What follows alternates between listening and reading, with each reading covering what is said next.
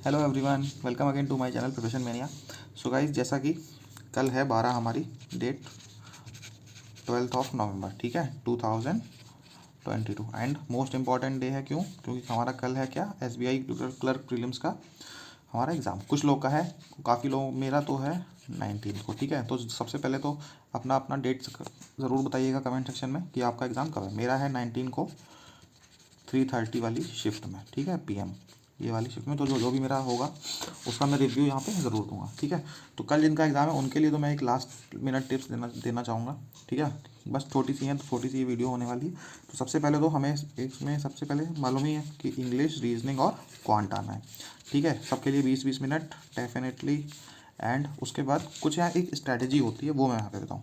जैसा कि आप लोगों ने IBPS PO मेंस में देखा कि कितना जिस पेपर का जो लेवल आया था, तो वो डिसाइड करता है कि आपके कितने अटेम्प्ट्स होने चाहिए और एक्यूरेसी क्या होनी चाहिए। वैसे एक्यूरेसी तो मुझे लगता है कि पूरी में पूरी होनी चाहिए, कोशिश तो यही करनी चाहिए, ठीक है। तो कल के लिए इंग्लिश के लिए सबसे पहले एक लास्ट मिनट ये टिप है कि कुछ भी हो जाए तुक्के बिल्कुल नहीं मानना और एक्यूरेसी बनाने की कोशिश करना पूरी 100%, ठीक है। एक में भी अगर जैसे ऐसा होता ना 1 2 3 4 5, ठीक है, ABCDE हमारे क्या होता है, 5 वहाँ पे ऑप्शंस होते हैं। अगर आपको लगता है कि 3 क्वेश्चन, 3 तो ये 3 आंसर तो पक्का नहीं हो सकते, अगर और इन दोनों में से कोई एक हो सकता है, तो आप 1 या 2 क्वेश्चंस में मार्क कर सकते हो, चांस ले सकते हो। बट ये नहीं कि 4-5 क्वेश्चन में आपको 10 क्वेश्चन में ऐसा लग रहा है कि 2 में तो और आपने सारे के सारे अटेम्प्ट कर डाले, ठीक है। उसमें क्या होगा, आपकी प्रोबेबिलिटी मार्क्स क्वेश्चन सही होने की कम हो जाएगी। बट हाँ, अगर आपके 1 से 2 क्वेश्चन ऐसे हैं जिनमें आपको 2 ऑप्शंस में डाउट है और ये श्योर है 100% कि इनमें से तो ये ABC में से तो कोई भी नहीं होना है, तो आप इनको पक्का गो फॉर इट, अटेम्प्ट के लिए जाइएगा, ठीक है। एंड एक्यूरेसी ध्यान में रखिएगा। और एक चीज़ जो सबसे ज़्यादा जो मेरे साथ जो मॉक में हुई है कि जो हमारा पैरा जंबल आता है ना, जो सिंगल वाला पैरा जंबल नहीं, जिसके 5 क्वेश्चंस होते हैं, ठीक है, AB which is the first, second which is the second, which is the third, which is the fourth, which is the fifth, ऐसे वाला जो आता है उसको तभी अटेम्प्ट करना जब आप 100% श्योर हो, ठीक है। या अगर कोई स्टोरी वाला हो तो, या फिर उसका सीधा सीधा कोई मतलब निकल रहा हो, ठीक है। अगर आप श्योर नहीं हो तो इसको प्लीज़ अटेम्प्ट मत करना है। जितनी बार भी मैं श्योर नहीं था, मुझे थोड़ा सा भी डाउट था, तो उतने बार मैंने उसको मॉक में तो अटेम्प्ट किया और वो वहाँ पे हुआ क्या कि श्योरली वो क्वेश्चन गलत हुए हमेशा। तो मेरा सजेशन यही है कि पैरा जंबल अगर उस तरह का है, अगर आप 100% श्योर हो तो ही उसको अटेम्प्ट करना, वरना गलत मत करना। वरना क्या होगा, मार्क्स बहुत ज़्यादा एकदम से डिक्रीज़ हो जाएंगे नेगेटिव होके, ठीक है। तो पैसो इंग्लिश के लिए ये बात ये थी। और RC सबसे पहले एक बार देखना, RC एक बार देखना, अगर उसकी लेंथ जो है ना RC की छोटा सा है, 1-2 बार थोड़ा सा नीचे स्क्रॉल करने पे ही ख़त्म हो जा रहा है, तो इसका मतलब वो इन्फर वाला हमारा RC है, जिसमें से आपको इन्फर करना पड़ेगा। और उसकी लैंग्वेज एक बार देख लेना, अगर वो ईजी लगे तो उसको सबसे पहले बनाइएगा, वरना RC को सबसे लास्ट में ही टच कीजिएगा। और उसमें भी तुक्के बिल्कुल भी नहीं मारने हैं, ठीक है। इन्फर वाला अगर क्वेश्चन है, इन्फर वाला RC आया ना, जैसे किसी में कि उसमें रीड बिटवीन द लाइन्स आपको करना है, कि उसमें कुछ समझना है, ठीक है। कुछ एक होता है RC डायरेक्ट वाला कि जिसमें बस ढूंढ ढूंढ के वो कीवर्ड हमारा ढूंढा और हमारा आंसर मिल गया, तो वो वाला होता है। अगर वो वाला हो गया तो ठीक है, वरना तो आपको मोस्टली, वैसे मैं कोशिश करता हूँ कि RC को हमेशा लास्ट में ही करूँ, ठीक है। तो ये हो गई हमारी इंग्लिश में। और सबसे ज़्यादा मेन चीज़ हमारी एक्यूरेसी, इस पर ही ध्यान देना है।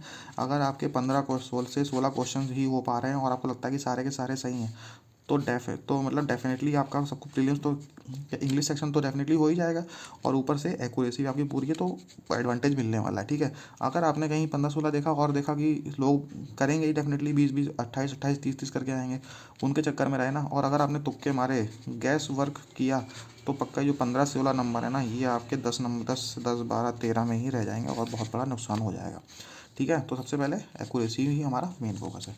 क्वांट फिर हमारा खुलेगा यहाँ पे। क्वांट में सबसे पहले आपको मुझे हिसाब से सबसे पहले आपको सिंप्लीफिकेशन ढूंढना है, देन क्वाड्रेटिक ढूंढना है, और देन नंबर सीरीज ढूंढना है। नंबर सीरीज मिसिंग वाला ढूंढना है, रॉन्ग वाला हुआ तो जल्दी से अगर उसको उसमें उसका आपको वो सॉल्यूशन मिल जाए तो ठीक है, वरना उसको मार्क फॉर रिव्यू करना है और आगे बढ़ जाना है, लास्ट में उसको करेंगे, ठीक है। देन इसके बाद आपको सबसे पहले ये करना है, दूसरे पे आपको DI पे ही जाना है श्योर, ठीक है। मैं इसमें कोई भी दो राय नहीं है कि DI नहीं करना है, DI को बाद में के लिए मत छोड़िएगा।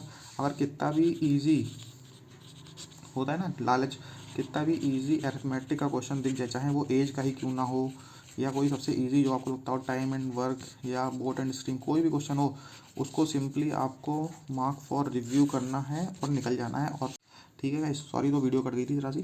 तो सबसे पहले क्या करना है, सिंप्लीफिकेशन, देन आपको कुछ भी हो जाए डीआई सॉल्व करना है, उसके बाद ही आपको अरिथमेटिक पे आना है। ठीक है, तो यहाँ पे कम से कम आप 25 क्वेश्चन आराम से बना लोगे। एंड देन फिर we will go for reasoning. और रीजनिंग सेक्शन के लिए सबसे पहले आपको जाना है पजल्स पे।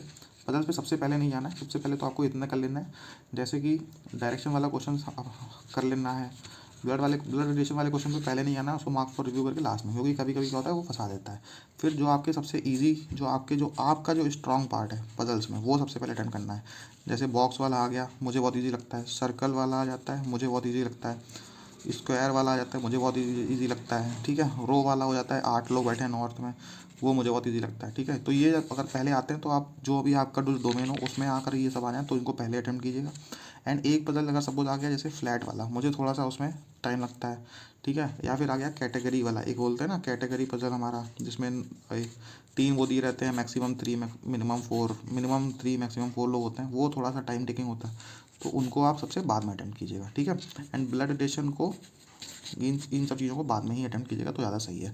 एंड इसमें भी फोकस कुछ कीजिएगा, रीजनिंग में भी कि फुल एक्यूरेसी का है, क्योंकि क्या होगा ना, अगर जो इंग्लिश है, इंग्लिश आपके मार्क्स अगर नीचे ले जाएगा, तो रीजनिंग डेफिनेटली एक ऐसा सब्जेक्ट है जो आपके मार्क्स बहुत बहुत ऊपर ले जाएगा और आपको कट ऑफ के ऊपर पहुंचा देगा। ठीक है, तो मुझे लगता है रीजनिंग ही यहाँ पे कम से कम, रीजनिंग में मुझे लगता है 35 में 35 करके आनी चाहिए।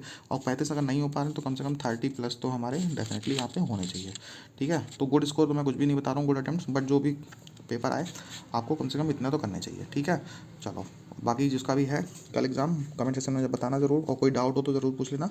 ठीक है, बाकी सबको ऑल द बेस्ट मेरी तरफ से। एंड कल जो भी आप अटेम्प्ट्स करके आओ यहाँ पे मुझे ज़रूर बताना। ठीक है, मिलते हैं फिर अपने नेक्स्ट वीडियो में। Thank you.